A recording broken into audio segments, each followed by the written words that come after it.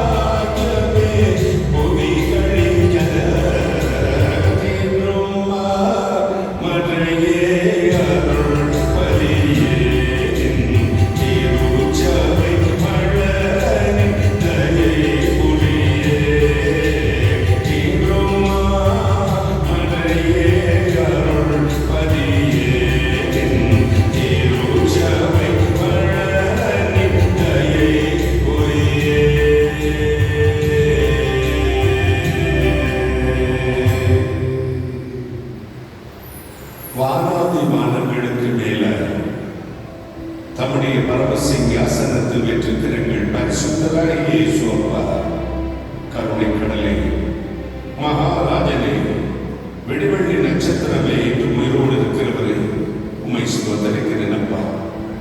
1000 நாளை பார்த்து உடைய ஆலய பிரகாரங்கள் வருகிற ஒரே நான் நல்லது என்றும், ஆகாமிய கூடாரங்கள் வாசமாக இருப்பதை காட்டிலும் கர்த்தருடைய ஆலயத்தின் வாசத்தில் காத்து கிடப்பது நல்லது என்று எழுதியிருக்கிற உடைய வார்த்தைகளுக்கு ஸ்தோத்திரம்.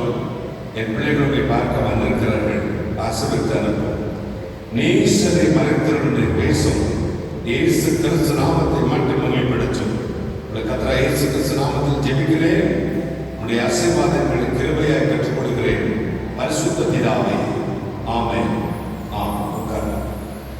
இயேசு நல்லவர். ஆமென்.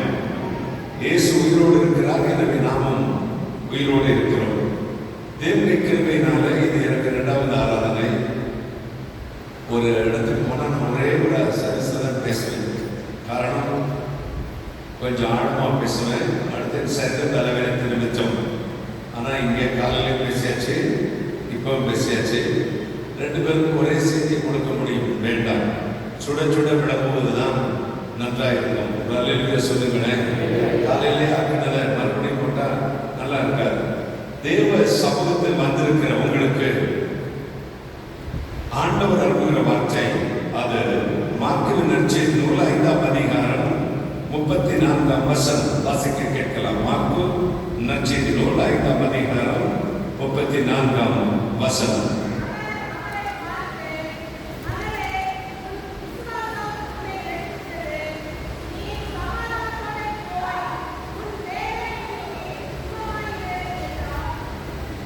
அவர் அவளை பார்த்து, மகளே, உன் விசுவாசம் உன்னை ரட்சித்தது, நீ சமாதானத்தோடு போ, வேதனை நீங்கி சுகமாகிறது. டாக்டர்கிட்ட போன உடனே ஒரு டாக்டர் அவ்வளவுதான் 2 நாள் செத்து போயிருவார் அப்படின்னு சொன்ன அப்படியே தெரிஞ்சாலும் டாக்டருக்கு மாற்றி வேற மொழிகளில் சொல்லுவார். மலைக்கடையில் போறோம், எங்க ஊர் பக்கம் இங்கே எப்படி தெரியாது. ஐயா, உங்களுக்கு துவரப்பருப்பு இருக்கா அப்படின்னா கடலை பருப்பு இருக்கே வாங்கிட்டு போங்க. ஏன்னா இல்லைன்னு சொல்லக்கூடாது. கடலை பருப்பு இருக்கு, வாங்கிட்டு போங்க. ஒரு நாள் இந்த வயது நல்லா இருக்கு, சாப்பிடும். மைசூர் பருப்பு இருக்கு.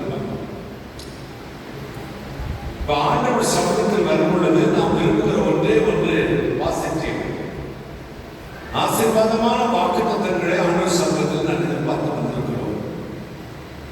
எனவே தன் பக்தர்கள் சொல்கிறார்கள், உடைய ஆலயமாகி வீட்டின் நன்மை நாங்கள் திருப்தியாகும். ஆலயத்தில் என்ன இருக்கிறது?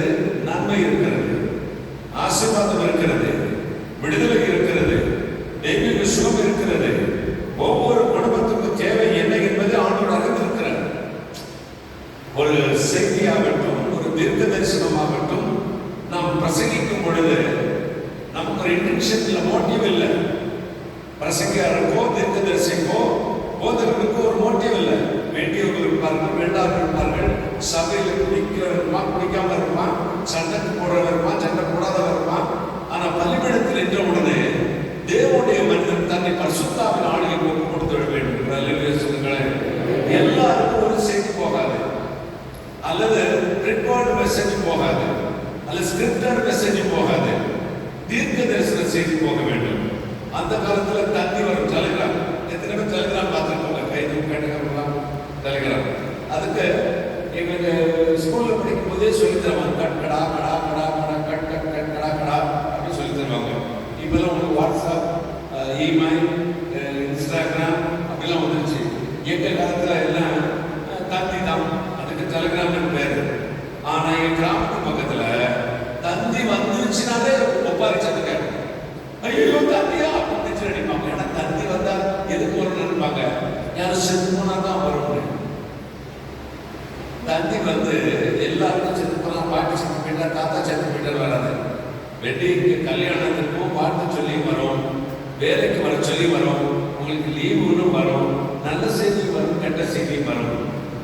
ஒரு செய்தி கொடுக்கும் பொழுது போஸ்ட்மேன் லெட்டர் கொடுக்கறது போல இருக்கணும். ஒரு வீட்டுக்கு பாட்டி செத்து போட்டாலும் வரும், ஒரு வீட்டுக்கு நான் அடுத்த வாரம் வீட்டுக்கு வரேன் வரும், இன்னொரு வீட்டுக்கு நீங்கள் கேட்ட பணத்தை நான் அடுத்த நாள் கொண்டு தருகிறேன் வரும்.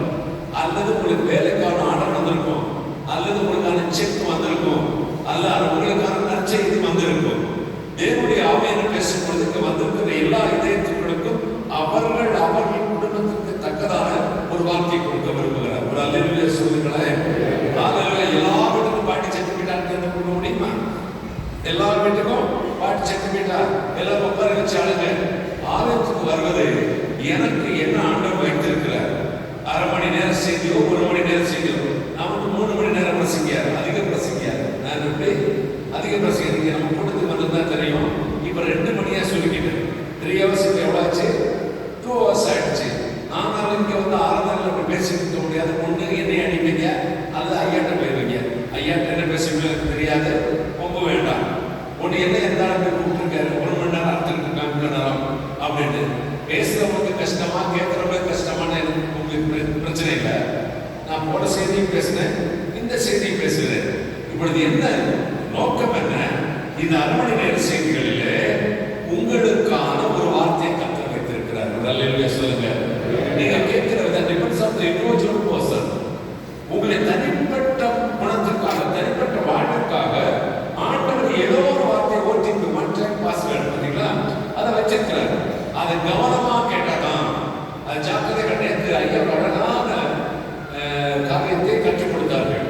அதாவது கூட்டம் முடிஞ்சோம்னா அறிவிப்பு கடப்புல சந்தன மீன் கடையில் இருந்த மாதிரி, தமிழகத்தை வீட்டில் சத்தம் கேட்கற மாதிரி சாப்பாட்டுக்கு இருந்துச்சாச்சு. அறிவிப்பு முடியாது முன்னாடி உடனே ஐயா சொன்னாங்க, அறிவிப்பு முடியவில்லை, அறிவிப்பு முடியவில்லை, அறிவிப்பு முடியவில்லை.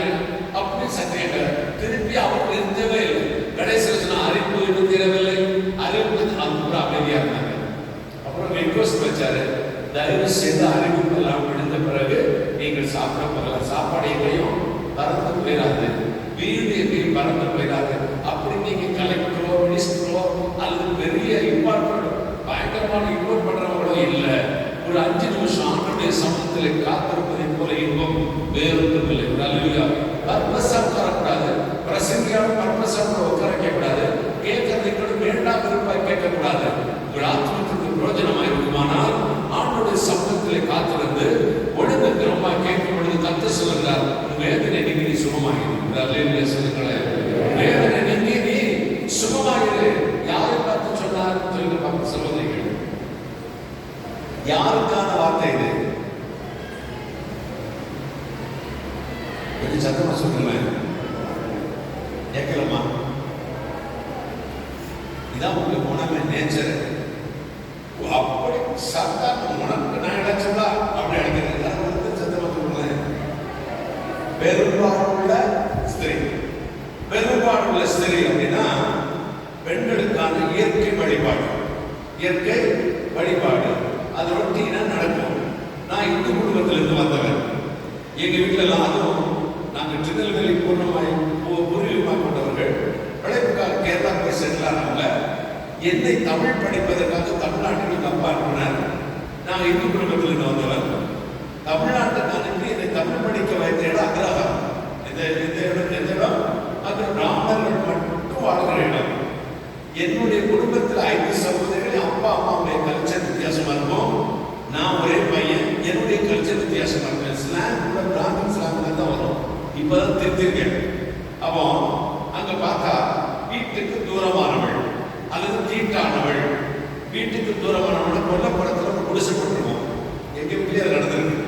பின்னாடி போய் அந்த 3 நாளோ 7 நாளோ பெண்கள் உட்கார்ந்து கொள்ள வேண்டும். அந்த நாளில் அந்த மாமியாரை பிளேட்ல சாப்பாடை கொண்டு கொட்டி காலில் தட்டி விடுவாங்க. எடுத்துக்க அப்படிமா. அவளுக்கு பேர் என்னது? தீட்டானவள், வீட்டுக்கு தூரம், தீட்டுப்பட்டிருக்கிறாள். துளசி செடியை தொடக்கூடாது, மணி பிளான்ட்டை தொடக்கூடாது, வீட்டுக்குள்ள வந்து எந்த இடத்துலையும் உட்காரக்கூடாது. 3 நாள் 7 நாள். அதுக்கு பின்பு வரலாம், குளித்து முடிவிட்டு அதுக்கு பின்பு வரலாம்.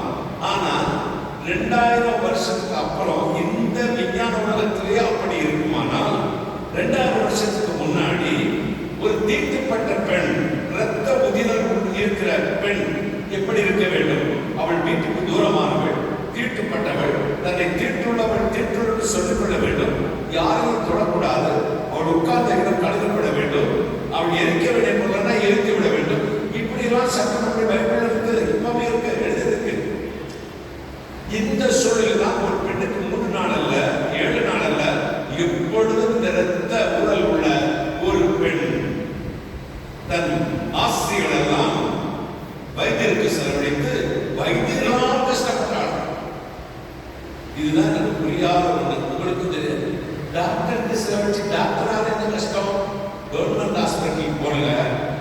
மெடிக்கல் காலேஜ் இருக்கிற ஆஸ்பத்திரிக்கா போங்க, அங்க தெரியும் என்ன கஷ்டம்.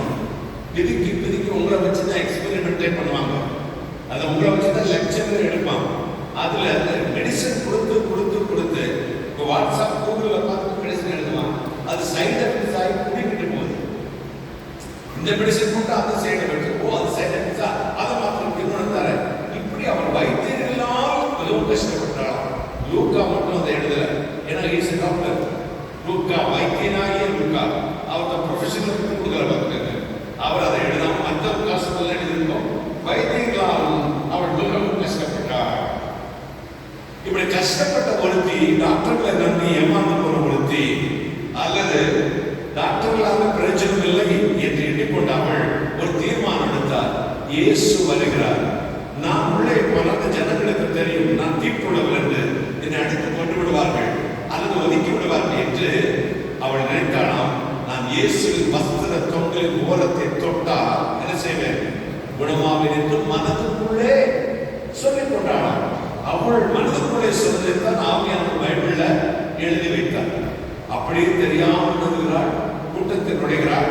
இயேசு உட்கார்ந்திருக்கிறார், சுற்றி ஜனங்கள் இருக்கிறார்கள். ஒரு குழந்தை கையில் வைத்திருந்திருப்பார், ஒரு குழந்தை கட்டிப்பிடித்துக் கொண்டிருக்கும். இப்படி தெரியாமல் அந்த இயேசு வஸ்திரத்தை, சகோதரிகள் எல்லாம் கவனிச்சுக்கணும், உங்களுக்கான மெசேஜ் தான்.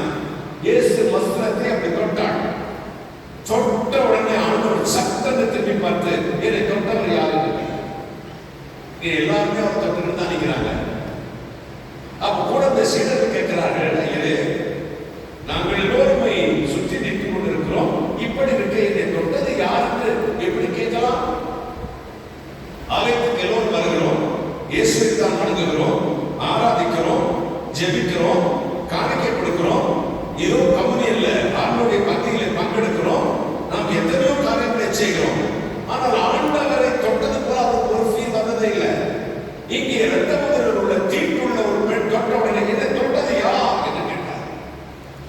கேட்டார், நாங்கள் எல்லாம் உங்களை தொட்டு கொண்டுதான் இருக்கிறோம், இப்படி இருக்க நீ தொட்டது யார் எப்படி கேட்கிறேன் அப்படின்னு ஒண்ணு ஆலோசனை. என்னை தொட வேண்டிய பிரகாரம் தொட்ட ஒருத்தர் இருக்கிறார். விசுவாசத்தோடு என்னால் இது முடியும் என்று, நான் தெய்வம் என்று என் ஆலயத்துக்கு வந்தார், என்னை தொட்டார், என் வஸ்திரத்தை தொட்டார், என் வார்த்தையை கேட்டார், என் நாமத்தை சொன்னார், உடனே விடுதலை வரும் என்று விசுவாசத்தோடு வந்து தொட்ட ஒரு நபர் இருக்கிறார். ஏன் காரணம் என்ன தெரியுமா? அவள் தொட்ட உடனே சரத்திலிருந்து வல்லமை புறப்பட்டு போனது. கைகளை தட்டி ஒரு அல்லேலூயா சொல்லுங்க. அல்லேலூயா. இன்றைக்கு today expecting a miracle right now, brothers and sisters. He is Almighty God, He is living God. Our Lord Jesus Christ is the same excellent for all. He is a Father of mercy. Our நாமத்தில் எதை கேட்டாலும் தருகிறவர். If you shall ask anything in my name, I will do it. இயேசு என்ற பெயரில் எதையெல்லாம் கேட்கிறீர்களோ அதை நீங்கள் பெற்றுக்கொள்வீர்கள். சகோதரிகளே, எனக்கு 5 சகோதரி என்று நான் உங்கள் சகோதரனாக, உங்கள் தகப்பனாக, உங்கள் அப்பாவாக நான் சொல்கிறேன். நீங்கள் ஆண்டவர் சமூகத்திலே ஜெபிக்கும் பொழுது வெறும் ஜெபமாய், வரட்டு ஜெபமாய், உதடுகளிலிருந்து வர ஜெபமாய் இருக்கக்கூடாது. இருதயத்திலே விசுவாசம், நீதி உண்டாக இருதயத்திலே விசுவாசிக்கப்படும், ரட்சிப்பு உண்டாக வாயினாலே அறிக்கை செய்யப்படும். ஆண்டவர் சமூகத்தில் சொல்லி பாருங்கள், அவரை தொட்ட உடனே வல்லமை பாயும். என நாம் கண்ணையோ மண்டையோ மரத்தையோ ஆராதிக்கவில்லை, நாம் பேசுகிற தெய்வத்தை ஆராதிக்கிறோம். கைகளை தட்டி உயிருள்ள தெய்வத்தை ஆராதிக்கிறோம். அவர் கேட்டால் மறுபடியும் அருளி செய்வார் சொன்னார். இயேசு என்ற என் பெயரில் நீங்கள் எதை கேட்டால் அதை நான் உங்களுக்கு செய்வேன். யோவான் 14:14 அப்படி சொல்கிறது. If you shall ask anything in my name, I will do it. என் பெயரில் எதையெல்லாம் கேட்கிறோ அவையெல்லாம் பெற்றுக்கொள்வீர்கள். தேவனுடைய ஆலயம் என்பது அப்படித்தான். ஆலயம் எவ்வளவு பெரியது என்பது நமக்கு பிரச்சனை இல்லை. ஆலயம் எப்படி அலங்கரிக்கப்பட்டிருக்கிறது என்பது பிரச்சனை இல்லை. நமக்கும் கர்த்தருக்குள்ள உறவு என்ன என்பதுதான் இங்கே பிரச்சனை. ஒரு அல்லேலூயா சொல்லுங்க. நமக்கும் தேவனுக்குள்ள தொடர்பு, தொடர்பு எல்லைக்கு வெளியே இருக்கிறார். தற்சமயம் தொடர்பு துண்டிக்கப்பட்டிருக்கிறது. போதிய வசதி இல்லை. அவருக்கு வேறொருடன் தொடர்பு இருக்கிறார். வேறொருடன் മലയാളത്തിൽ சொல்வாங்க പരിധിക്ക് പുറത്താണ്. നിങ്ങൾ സംസാരിക്കുന്ന വ്യക്തി പരിധിക്ക് പുറത്താണ്, എല്ലയ്ക്ക് വെളിയിൽ. இயேசுநாதருடைய எல்லைக்கு வெளியே, அவருடைய சமூகத்துக்கு வெளியே, அவருடைய வார்த்தைக்கு வெளியே இருந்து கொண்டு எத்தனை கூப்பிட்டாலும் அவருக்கு கேட்காது. தொடர்பு என்ன செய்யலாம்? தற்காலம் துண்டிக்கப்பட்டிருக்கிறது. இந்த தொடர்பை புதுப்பிக்கிற இடம்தான் இந்த அவை. கைகளை தட்டி ஆண்டவருக்கு எங்களுக்கு இந்த தொடர்பை இணைக்கிற இடம். எனவே நீங்கள் ஒன்றை மட்டும் நினைத்துக் கொள்ளுங்கள், இப்பொழுது என்னை தொட வேண்டிய பிரகாரம் தொட்ட ஒருத்தி உண்டு. காரணம் இருந்து வல்லமை புறப்பட்டது என்றதும் அந்த ஸ்திரீ நடுங்கிக் கொண்டே வந்து சொன்னாள், ஐயனே, நான் தான் சுவாமி உம்மை தொட்டேன். எனக்கு இவ்வளவு பெரிய பிரச்சனை, எனக்கு நான் தான் தொட்டேன். என்னோட மைக்கில் ஒரு பாயிண்ட் வாலி வைக்கிறதுமே ஒரு பாயிண்ட் இன்க்ரீஸ் பண்ணுறேன். தேங்க்யூ. அதாவது நான் தான் தொட்டேன். உடனே உன் மகளே, உன் விசுவாசம் உன்னை ரட்சித்தது, உன் வேதனை நீங்கி சும்மா இது. கைகளை தட்டி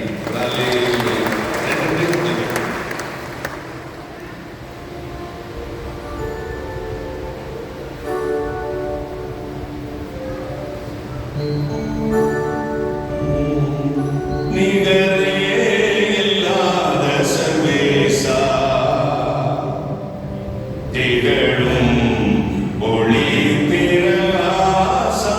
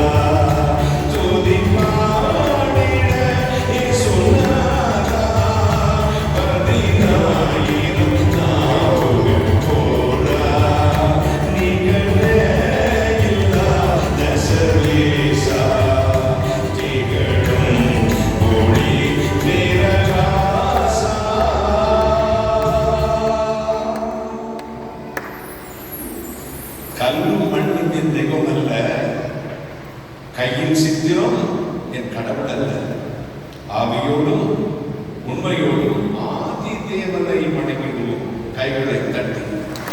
நம்முடைய தெய்வம் பேசுகிற தெய்வம், நம்முடைய தெய்வம் ஜீவனுள்ள தெய்வம். He is living God. He is almighty God. சர்வ வல்லமையுள்ள தேவன் அவர். பிள்ளைகள் வருவார். சகல விதமான ஆறுதலின் தேவன். உன் வேதனை நீக்கி சுகமாய் இருக்க விரும்புகிறார். 3 யோவான் 2ஆம் வசனத்தை வாசித்து பாருங்களேன். என் பிரியமானவனே, உன் ஆத்துமா வாழ்கிறது போல எல்லாவற்றிலும் வாழ்ந்து சுகமாயிரு. 2 கொரிந்தியர் 1ஆம் அதிகாரம் 3ஆம் வசனம் சொல்கிறது, நம்முடைய கர்த்தராகிய இயேசு கிறிஸ்து பிதாவாகிய தேவனும் இரக்கங்களின் பிதாவும் சகல விதமான ஆறுதலின் தேவனுமாய் இருக்கிறவருக்கு ஸ்தோத்திரம். இரக்கங்களின் பிதா, சகல விதமான ஆறுதலின் தேவன். ஒரு தாய் மகனும் ஒரு பணக்கார குடும்பம், ஊட்டி மாதிரி குளிர் பிரதேசம். அங்கே ஷாப்பிங் போறதுக்காக காரில் போயிட்டு இறங்கிட்டு தன் 8 வயது மகனை கையில் பிடித்துக் கொண்டு அந்த தாய் நடந்து போய் கொண்டிருக்கிறார். வழி அருகே ஒரு பிச்சைக்காரர் உட்கார்ந்து இருக்கிறார். குளிர் நடுக்குகிறது. வயதானவர் யாசகம் கேட்டுக் கொண்டிருக்கிறார். எதையாவது கொடுங்கள் கொடுங்கள் என்று யாருமே கண்டுகொள்ளவில்லை. இந்த குழந்தை பார்த்தால் கொஞ்ச தூரம் முன்னாடி போனோம்னா அம்மா சொன்ன, அம்மா கார் கீ கொடுங்க அப்படின்னா, எதுல கொடுங்க கொடுத்தாங்க.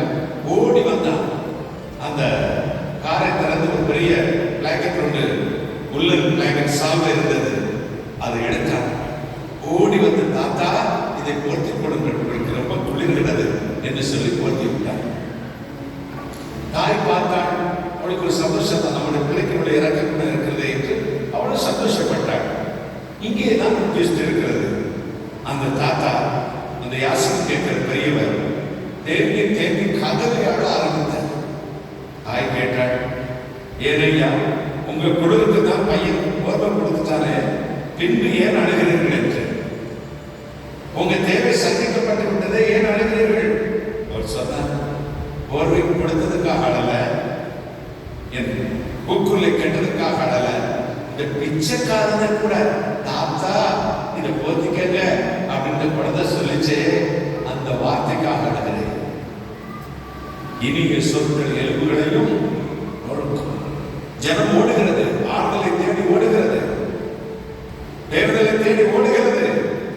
யாராவது ஒரு ஆறுதல் வார்த்தை சொல்லிவிட மாட்டார்களா நமக்கு என்று ஜனங்கள் அங்கும் இங்கும் தெய்வம் எங்கே, தெய்வம் எங்கே, தெய்வம் எங்கே என்று ஓடிக்கொண்டிருக்கிறார்கள்.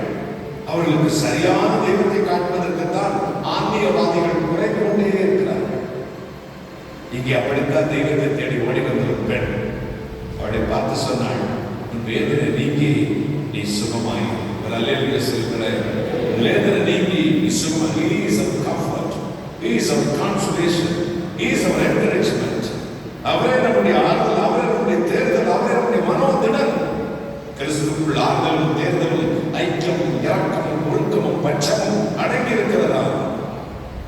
1 யோவான் 4:8 சொல்கிறது, தேவன் அன்பாகவே இருக்கிறார், அன்புள்ள எவனும் அவரால் பிறந்து அவரை அறிந்திருக்கிறான், அன்பில்லாதவன் தேவனை அறியான்.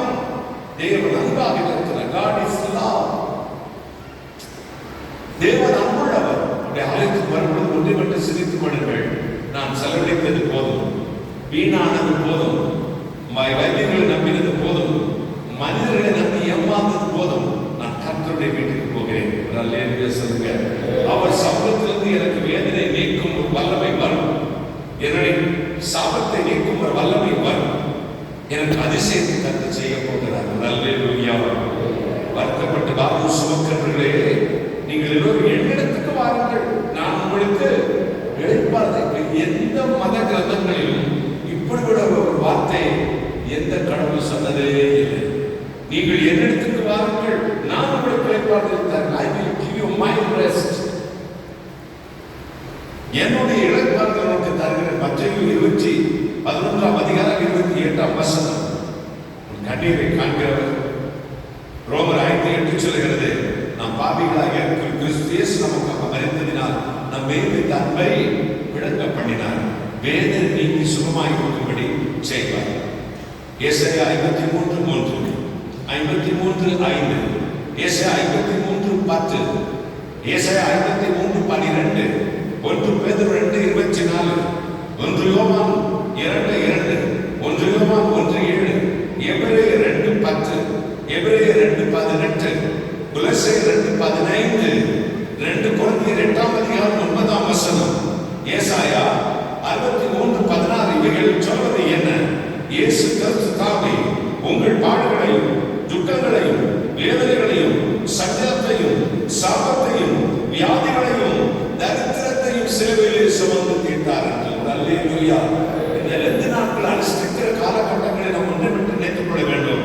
இனி நாம் ஒன்றும் சுமக்க தேவையில்லை. கைகளை தட்டி எல்லாத்தையும் சுமந்த தெய்வத்திற்காக நான் சுமந்திருக்கிறேன். அவர் வெற்றி சிறந்தவராக இருக்கிறார். நாம் என்ன செய்வோம்? வாரம் ஆலயத்துக்கு வருவோம், அழுவோம், ஜெபிப்போம், கன்வென்ஷனுக்கு வருவோம், அழுவோம், ஜெபிப்போம், கையை தூக்குவோம், கையை கீழே போடுவோம், ஐயா தள்ள கை வச்சு ஜெபம் வரா என்று எதிர்பார்ப்போம். அதே மாதிரி எழுப்பி போகும்பொழுது அந்த பாரத்தை கொண்டு திரும்பி போய்விடுவோம். பாரத்தை இறக்கி வைக்க வேண்டிய இடம் தான் இது. ஒரு அல்லையா சொல்லுகிறேன்.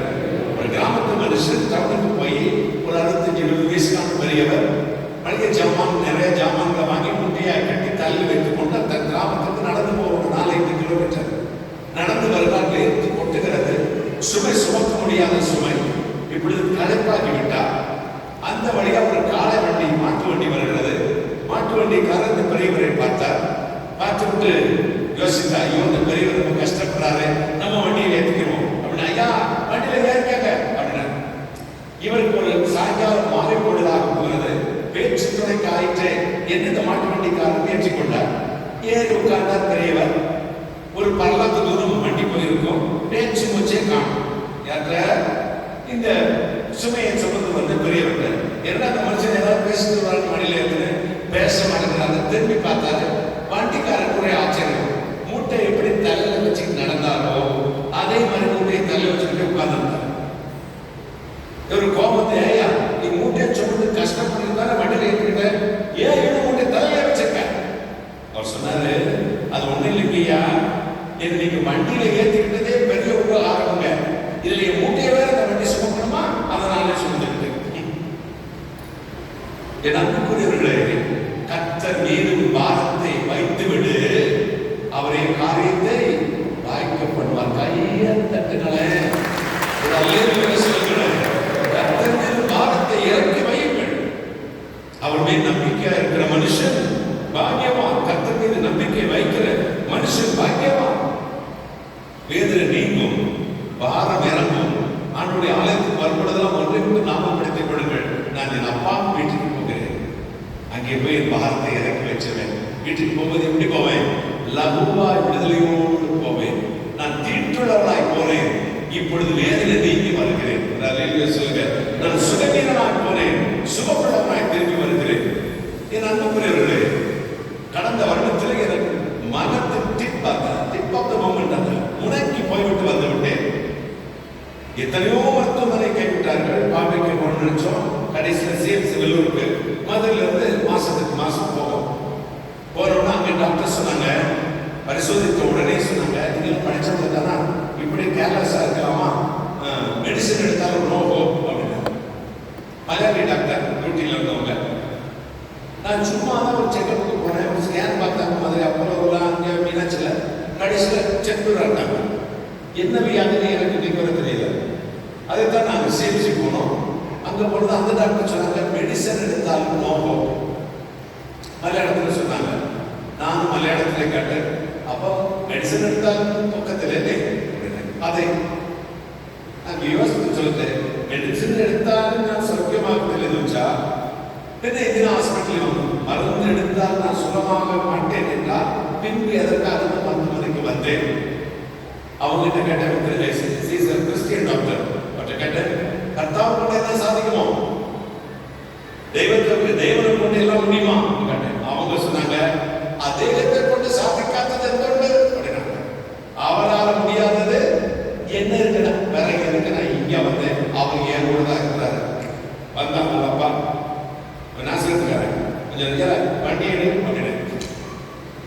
ஏன் தெய்வம் ஏன் கூட தான் இருக்கிறாரு. அவர் என்னை சுகமாக்க வல்லவர். ஒரு அல்லேலூயா சொல்லுங்களேன். போன மார்ச்சில் சம்பவம் இது. வண்டி எடுத்து மதுரை வந்து ஒரு ஸ்லேட் பண்ணி டிஷ்யூ எடுத்து கொடுத்தாங்க. அதை கொடுத்து வந்தாச்சு. 2 நாள் ஆச்சு. நான் வந்து பிளஸிங் ப்ரேயர்லாம் எடுத்துட்டு டெலிகாஸ்ட் டெலிவிஷனில் சேனல் எல்லாம் போயிடுச்சு. நான் பாட்டுக்கு படுத்திருக்கேன். 3ஆம் நாள் ஒரு ஃபோன் வருது. அதே ஆஸ்பத்திரி உடனே பண்ணுவாங்க. அந்த டெஸ்ட்ல ஒன்றும் பிரச்சனை இல்லை. கைகளை தட்டுகளை ஆஸ்பத்திரி மீனாட்சி ஆஸ்பத்திரி எல்லா பெரிய ஆஸ்பத்திரி பிரச்சனை தான் செஞ்சு போயிடுறாங்க. ஏன் சொல்றேன் கேட்டீங்கன்னா, நாம் வண்டியில் போய் கொண்டிருக்கும் பொழுது இந்த டெஸ்ட்டுக்காக உள்ள கொடுக்க போனோம். ஒரு சிஎஸ்ஐ சர்ச் வேலூர்ல காட்பாடியில் அந்த வாசல்ல ஒரு வாசகம் எழுதப்பட்டிருக்கிறது. வசனம், ஆபத்து காலத்தில் என்னை நோக்கி கூப்பிடு, நான் உன்னை விடுதலை ஆக்குவேன், நீ என்னை மகிமைப்படுத்துவார். இதை ஒரு 1000 தடவை வாசிச்சிருக்கேன் வேதத்துல. இந்த வசனத்தை வச்சு ஒரு 100-200% பண்ணியிருப்பேன். ஆனா அன்றைக்கு அந்த வசனத்தை பார்த்த உடனே காலத்துல சத்தமா சொன்னேன், ஆபத்து காலத்தில் என்னை நோக்கி கூப்பிடு, நான் உன்னை விடுதலை ஆக்குவேன், நீ என்னை மகிமைப்படுத்துவார். அல்லேலூயா. சத்தமாக வாசிச்சேன். எனக்குள்ள ஒரு வல்லமை பாய்ந்தது பாருங்க. இந்த வார்த்தையில் உயர்ந்தது. அல்லேலூயா சொல்லுங்க. இந்த வசனத்தை போகும்போது சத்தமா வாசிப்பேன், வரும்போது சத்தமா வாசிப்பேன். கர்த்தர் இன்னைக்கு வரை உயிரோடு வச்சிருக்காங்க. கையை தட்டுங்களே. அல்லேலூயா சொல்லுங்க. நல்லவர்.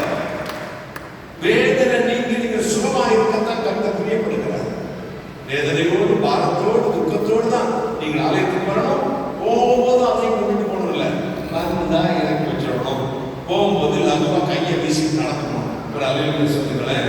அல்லேலூயா. சரி, இந்த வேதனை எப்படி வரும், எதற்கு வரும்? 2 வசனம் வாசித்து முடிச்சிடறேன். ரொம்ப நேரம் எடுத்துட மாட்டேன், பயந்துடாதீங்க.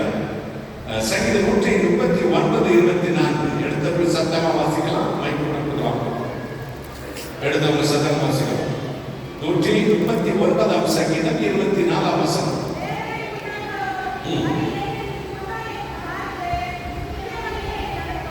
எப்பவும் நீங்க தானே வாசிக்கிறீங்க. எங்க இடம் கொஞ்சம் வாசிக்கிறீங்க. படிக்க தெரிஞ்சவங்க வாசிக்க தம்பிகளா ஒருத்தர் இருக்கிறார். நீங்க வாசிக்க. வேதனை உண்டாக்கும் வழி என்று எனக்கு உண்டோ என்ற இடத்தில் பார்த்து நித்திய வழியிலே நடக்கும். ஆண்டவரே, இந்த வேதனை உண்டாக்கும் வழி எனக்கு இருக்கிறதா என்று கொஞ்சம் ஸ்கேன் பண்ணி பார்த்துங்க. சொல்லுங்க, உள்ள என்ன வியாதி, என்ன கட்டி, என்ன கிருமி இருக்கிறது போல வேதனை வருவதற்குரிய வழி, பாவம், தீமை ஏதாவது இருக்கிறதா என்று கொஞ்சம் ஸ்கேன் பண்ணுங்க. ஆண்டவரே, அப்படின்னு பக்தர் ஜெபிக்கிறான். எத்தனை பேர் ஆலயத்துக்கு வரப்படுதலாம், என்னிடத்தில் ஏதாவது தேவை இருக்குதா சுவாமி, கொஞ்சம் ஆராய்ச்சி பண்ணி எனக்கு உணர்த்துங்க அப்படின்னு ஜெபிக்கிறோம். கையை காட்டுங்க பார்க்கலாம். 1 உணவு புரிய கொடுத்து, ஒரு 2 நீ யாராவது 3.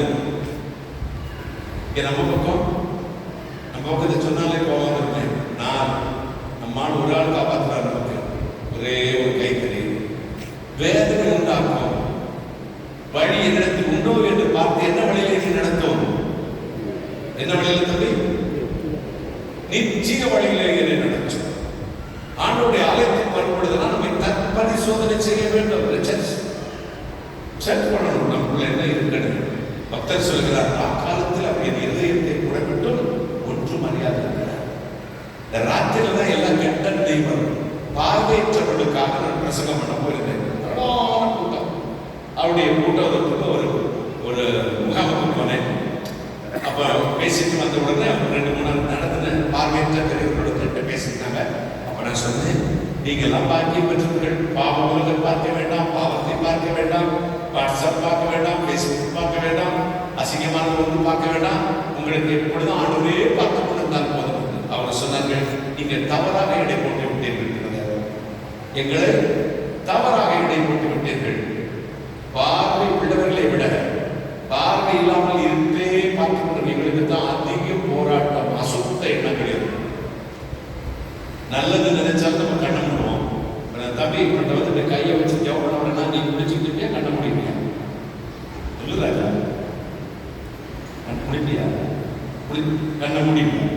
நம்ம அறியாம நிச்சயம் செய்யணும். அப்படிதானே? நம்ம அறியாம பிளஸ் பண்ண வராமல் அதை ஏற்றுக்கொள்ளக்கூடிய மனப்பாங்கு வரும்பொழுது நம்ம கண்களை மூடுவோம். ஆண்டவரத்தில் போய் ஜெபிக்கும் பொழுது என்ன செய்வோம்? கண்ணை மூடி விடுவோம். ஆண்டவருடைய பிரசன்னம் இருக்குமா என்று. அது ரட்சிக்கப்பட்டவர்கள் சரி, ரட்சிக்கப்படாத பேர் கிறிஸ்தவம் சரி, சும்மா இருக்கிறது யாரும் சரி, ஆண்டவர்கிட்ட சொன்னா பயன்படுத்தி. அதே மாதிரி கெட்ட எண்ணங்கள் வரும்பொழுது கண்ணை மூடித்தான். கெட்ட எண்ணங்கள் வரும்பொழுது கண்ணை மூடிதான். சற்று நேரம் அவள் எப்படி இருப்பாள், அவள் வருவாளா மாட்டாளா, அல்லது வாட்ஸ்அப்ல அல்லது அந்த சைட் போய் பார்க்கலாமா, இதை பார்க்கலாமா, அதை பார்க்கலாமா. நல்லதுக்கு கண்ணை மூடுவாள், கெட்டதற்கும் கண்ணை மூடுவாள். இப்பொழுது நம்முடைய வாழ்க்கையில வேதனையின் வழிகள் இருக்கிறதோ என்பது நமக்கு எப்பொழுது தெரியுமா? ஸ்கேன். எந்த ஸ்கேன்? இந்த வேதத்தை வாசிக்கும் பொழுதுதான் இது கண்ணாடி மாதிரி, ஸ்கேனர் மாதிரி உள்ளதெல்லாம் ஆராய்ந்து வெளியே கொண்டு ஒரு வாலிபன் தன் வழியை நான் சுத்தம் பண்ணுவான்.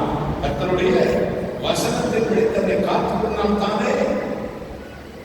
பார்க்காமே சிலவங்க பேஸ்புக்ல ஃப்ரெண்ட்ஸ் ரிப்போர்ட்ஸ் கொடுப்பாங்க. அது ஒரு பெருமைக்கு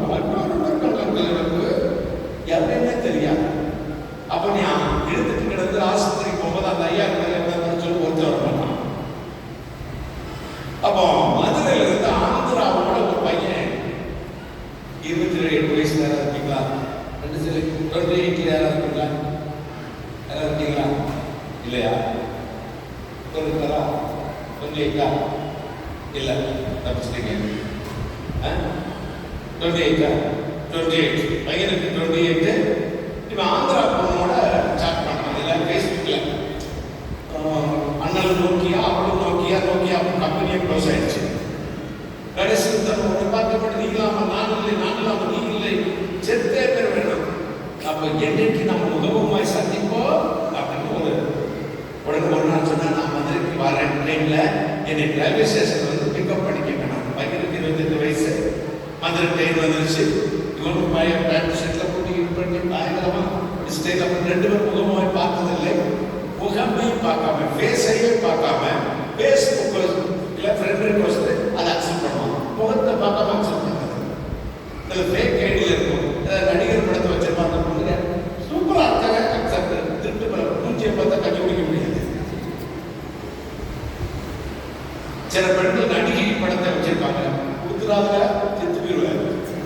கொடுத்துடாத முகத்தை மறைச்சு இவன் அந்த கண்ணில் கண்ணை மூடி அப்படியே பார்ப்பாருங்க.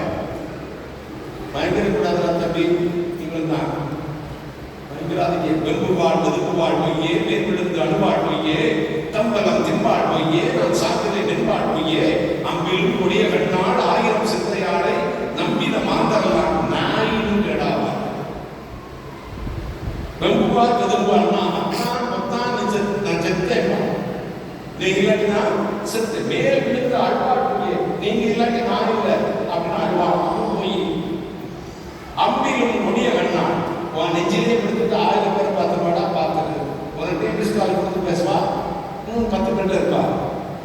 1000 சிந்தையாளை, 1000 மைண்ட் அவளுக்கு நம்பின மாந்தரெல்லாம் எப்படி ஆகலாம்? நாயிலும் கேடா. இப்போ 28 பேசிச்சு. அன்னைக்கு மதுரைக்கு வருது, அம்மணி வருது. அம்மணி வந்து இறங்கி மதுரை ஸ்டேஷன்ல 3 பேட் செக்ல பண்ணினா நடந்த சம்பவம் தினம் வந்துச்சு. ஒரு 6 வருஷத்துக்கு முன்னாடி மதுரையில் இருந்தது. எங்க இருக்கீங்க?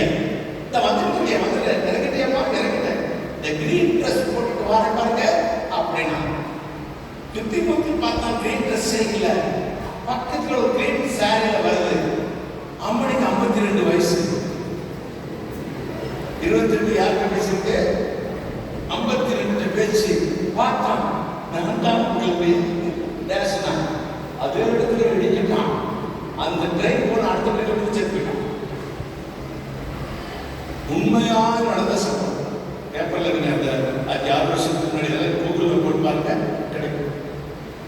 கூட தம்பி அக்செப்ட் பண்ணாங்கன்னா உனக்கு சொல்லுங்க, ஏன் சின்ன படத்தை நாங்கள் பின்னாடி நான் தாண்டி கிடைக்கலாம் உட்காந்துருக்கோம். ட்ரெயின் நல்ல வாழ்ந்தாங்க. கொடுக்கிறவ கொடுக்கிறாரா? வெகு வாழ்வு, வெதும்பு வாழ்வுக்கு உலகத்தில் வேதனை உண்டாக்கும் வழி பாவம்.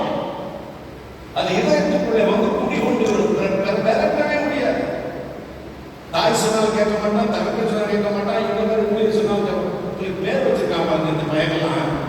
அம்மா இவங்க பிரதர் வீட்டுதான் பிளேடு கத்தி வருது, பிளேடு உங்க அருமையான பேர் வச்சிருக்காங்க. தவறமா ஆள் வந்துட்டேன் என்னை கூப்பிடக்கூடாது, நான் ரூம்ல தான் இருக்கேன்னு சொல்லக்கூடாது. கெட்டோட்டு அடிச்சிருக்காரு, அப்புறம் முடி பங்கு வச்சிருக்காரு, இருக்காரு, பேட் இங்கே போட்டுருப்பாரு. எங்க பேட்டு என் பிள்ளைகளாம் தெரியணும்.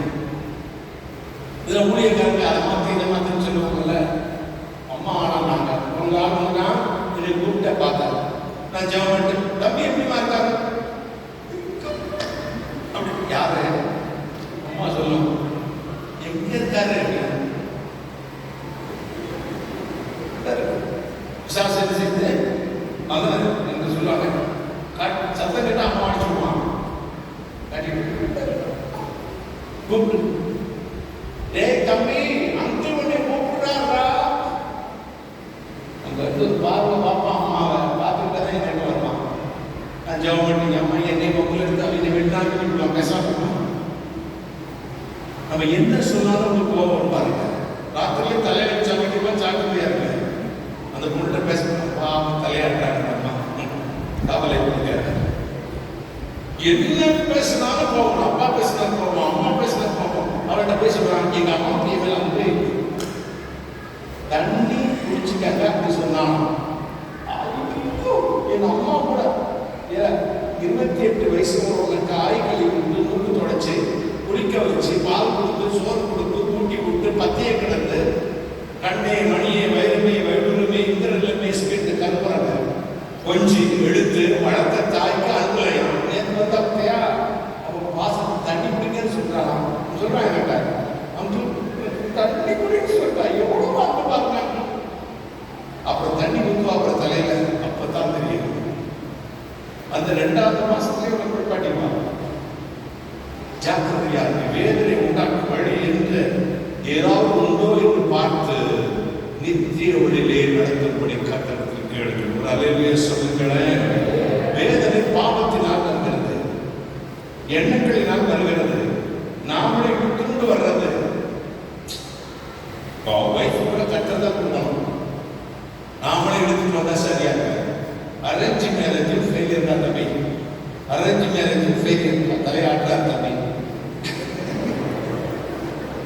லவ் மேரேஜும் ஃபெயிலியர், ஒத்துக்கிறீங்களா?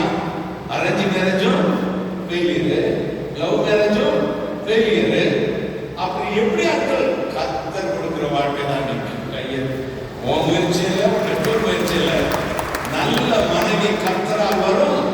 நீ பெண்ணை வந்து பலகீன பாண்டம் ஒரேட்டு முன்பெல்லாம் நடக்காதீங்க. புத்தி இல்லாத வீட்டை கையினாலே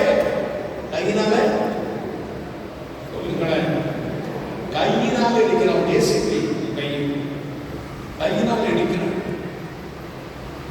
அப்போ வைஃப் கத்தர் கொடுக்கணும். வைஃப் ஸ்பெல்லிங் சொல்லுங்க தம்பி, எனக்கு தெரியாது. டபிள்யூ ஐ சத்தமா சொல்லுங்க, IFE நமக்கு தெரியுமா? WIFE wife. Explain என்ன? Worries invented forever. நிரந்தர கவலைகளை நீங்க உடுத்துட்டு வந்தவர்கள் அர்த்தம். குணசாலியான ஸ்திரியை கண்டுபிடிக்க வேண்டியா வடிவில எப்படியா முத்துக்கடைக்கு கற்றுக்கலைகள் நீயே இருக்கக்கூடாது, நீயே தேடாத. நல்ல மனைவி கத்தாவரும் கிஃப்ட். ஈவுனா கிஃப்ட் நடந்து கிஃப்ட் முன்னாடியே தெரியுமா? சர்ப்ரைஸா இருக்கும். சர்ப்ரைஸ் முன்னாடியே இன்ட்ரோடியூஸ் ஆயிருக்கும். கிஃப்ட் சர்ப்ரைஸ் தானே, திறந்துமா காஸ்ட்லியாகவும் இருக்கும். ஒண்ணும் நம்ம பேப்பர்லயே சுற்றி வச்சிருப்பாங்க, பாவனத்தில் வச்சு வைப்பாங்க. ஃப்ரெண்ட் எல்லாம் கல்யாணத்தன்னைக்கு அவங்க எல்லாம் அப்படியே வச்சிடாம பார்த்துங்க. கல்யாணம் பண்ணி வைக்கணும் தினம் சட்டம் பண்ணுறாங்க. முன்னாடி பார்த்தாங்க ஹைட் அவங்க 7 அடியில் இருந்தாங்க. அவர் தூத்துக்குடிக்காரங்க தினம் இருக்காங்க. எல்லாம் பொண்ணு பார்க்க மாட்டீங்க, தினம் பொண்ணு பார்க்க மாட்டீங்க. பாப்பா இறப்பா உள்ளாச்சு கூட வந்திருக்கீங்க, ஹைட்டுக்கு ஏதாவது சின்னதாக பார்ப்போம்.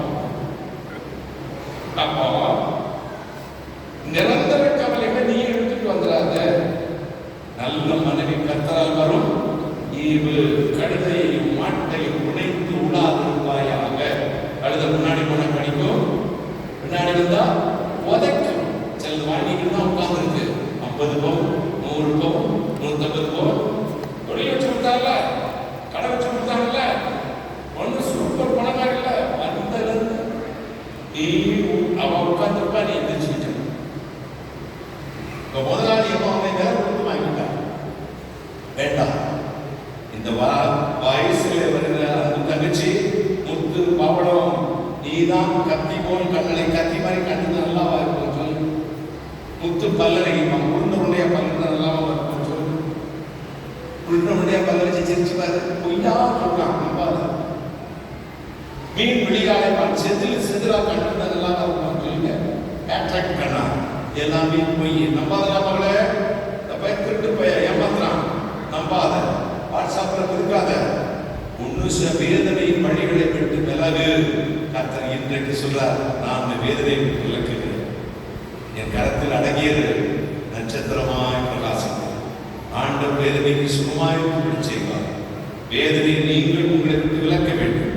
கடைசி இருந்து ஆண்டவர் சொல்லுகிற வார்த்தை, உங்களுடைய வேதனையை, உங்களுடைய வழிகளை கர்த்தருக்கு ஒப்புவிக்கும் பொழுது நிரந்தரமான விடுதலை. ரோமர் 8:36 வாசத்தை நான் ஜெபிக்க முடியும். 8:36 மன்னிக்கவும், யோவான் 8:36. யோவான் செய்தி 8:36 வசனம்.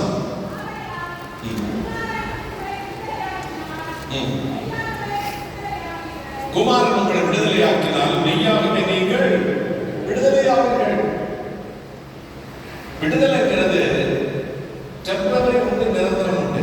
ஒரு விசைச்செடி இருக்கிறது, அதை வெட்டிவிட்டால் மறுபடியும் குறிப்பதற்கு சாத்தியக்கூறுகள் உண்டு. அதே இதில் டெங்கி நெருப்பிற்கு பொசுக்கி விட்டால் திரும்பி வளர்வதற்கு சாத்தியம் இல்லை. அப்போ நிரந்தரமான விடுதலை யார் கொடுப்பார்னா கர்த்தர் தான். நல்ல சொல்லுங்க. ஆண்டவர் தான். அங்கு 18 வயசுல ஆண்டவர் என்னை பிடித்தார். என் தாய் தகப்பன் மிகுந்த வசதியான குடும்பத்தை சேர்ந்தவர்கள். என் தகப்பனாருக்கு பாதுகாப்புக்கே 2 செக்யூரிட்டி கார்ட்ஸ். நான் சினிமா துறையில் 7 years டிப்ளமோ கிளாசிக் டான்ஸ் கலாசாரத்தில் கலாமண்டலத்தில் படித்துவிட்டு கலைத்துறையில் இருந்தேன். செகண்ட் பிஎஸ்சி படிக்கும் பொழுது இயேசு என்னை பிடித்தார். இந்த பாலக்காட்டில் தான் படித்தேன், பாலக்காடு புத்துறை காலேஜ். இயேசு என்னை பிடித்தார்.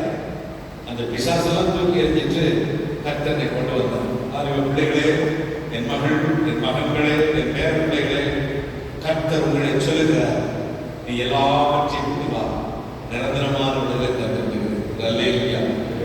தன் வழி இது நான் சுத்தம் பண்ணுவான்.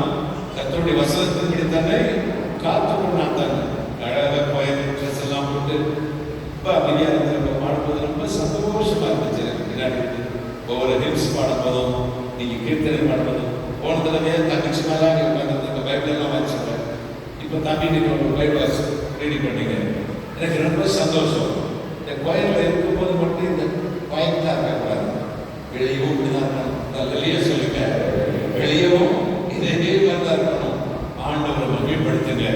வாலிபர்கள் கடைசி நாட்டில் எழுதி சிறப்பம் பண்ணுவாங்க. கைகளை தட்டி ஆண்டவருக்காக எழுதுங்கள். பிள்ளைகளை கொடுங்கள். வேதனை உண்டாக்கும் வழிகளை உங்களை விட்டு அகற்றிக் கொடுங்கள். தேவ கரம் உங்களோடு இருக்கும். கர்த்தர்களை ஆசீர்வதிப்பார்.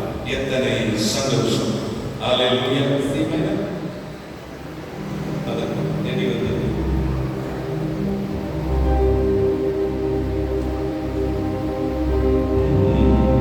தேடி வந்த தெய்வம் இயேசு,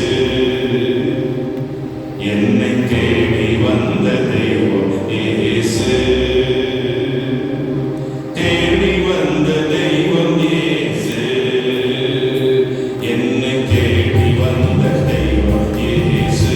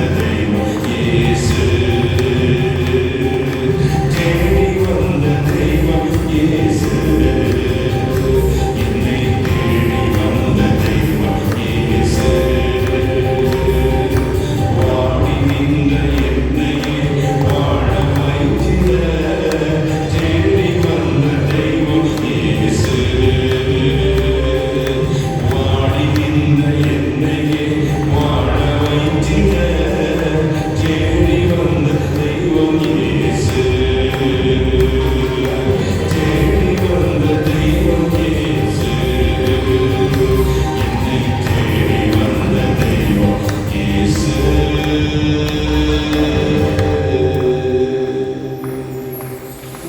கைகளை தட்டி அப்படியே பிரார்த்தனை செய்வோம். கண்களை மூடி. அன்பு இரட்சகரே, வானாதி வானங்களுக்கு மேலாய் தம்முடைய பரம சிங்காசனத்தில் வீற்றிருக்கிற எங்கள் பரிசுத்தராகிய இயேசு அப்பா, கருணை கடலை மகாராஜனே, விடிவெள்ளி நட்சத்திரமே, உன் வேதனை நீங்கி சுகமாய் என்று சொல்ல சொன்னேன். அதை நம்பி யாரும் திருச்சபத்தில் விழுந்து கிடக்கிறார்களோ அத்தனை பேர்களை ஆசீர்வதி. சாபங்கள், பலவீனங்கள், வேதனைகளை மாற்றும். மாலை கூட்டத்திலே கர்த்தருடைய வல்லமையுள்ள வல்லகரத்தை நீட்டு. நான் அப்பிரயோஜனமான ஊழியக்காரன். தேவனை செய்ய காரியத்தை மட்டும் செய்து கர்த்தர் இயேசுவுக்கு துதிக்கிறவரை செலுத்தேன். சகல சத்து நிர்மூலமாக ஜெபிக்கிற பிசாசு நிர்மூலமாக ஜெபிக்கிறேன். கர்த்தர் இயேசு கிறிஸ்துவை மேல் பூசிக் கொள்கிறோம். இறைவனை கிறிஸ்துவை ஆராதனை முடிந்து பிறகு வீட்டுக்கு போவார்கள். வீட்டு வாசலை திறக்கும் பொழுது இத்தனை நாள் காத்திருந்த பரலோக ஆசீர்வாதம் அந்தந்த வீடுகளில்